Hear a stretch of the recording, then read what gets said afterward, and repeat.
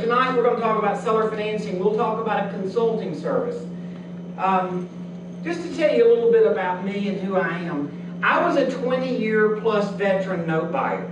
I hated seminars. I hated seminar training. I saw all those guys on late night TV and I knew they were full of baloney.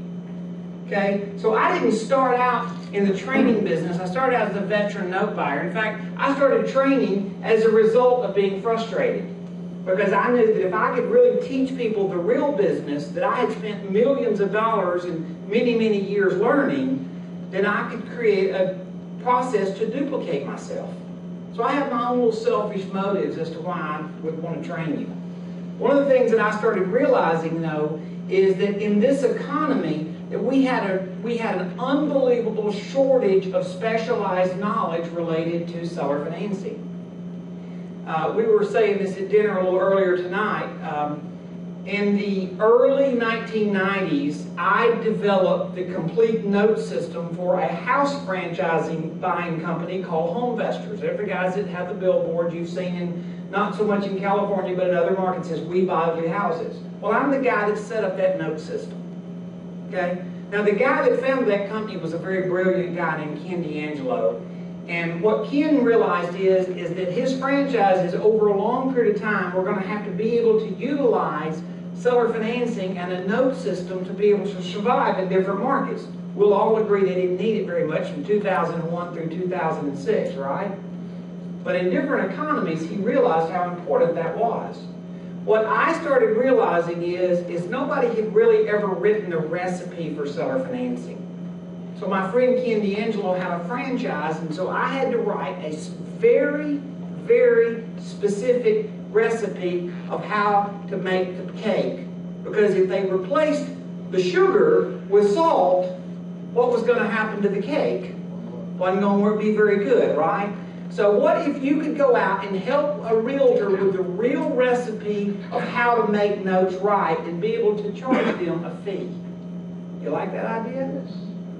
That's one of the things that we teach people how to do. Secondly, brokering notes. Now people say, brokering notes. You basically find somebody with the money and somebody with a note. You're the middleman that earns a fee. Can you really make money doing that?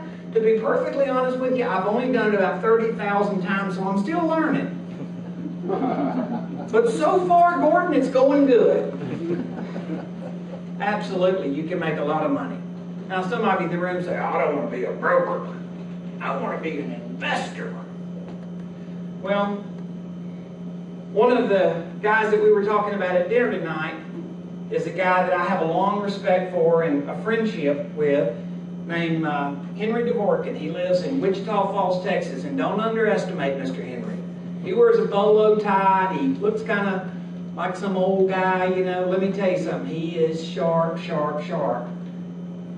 And I was visiting with him at a note convention about 6 or 7 years ago, and he says, Eddie, I really don't like teaching brokering because I always just like to buy notes for myself. And I said, well, Mr. Henry, what do you do when you find a note that doesn't fit your criteria? It's out of your trade market, it's too big, it's too small, it's just not in your box.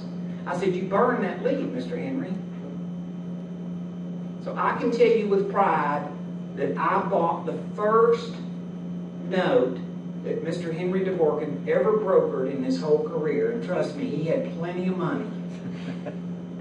But in that process, I'm saying to you, we're all a buyer and seller at some point. I'm going to give you some concepts tonight of how to be an owner, but use most of other people's money to fund most of the transaction. Sort of a hybrid of being a broker.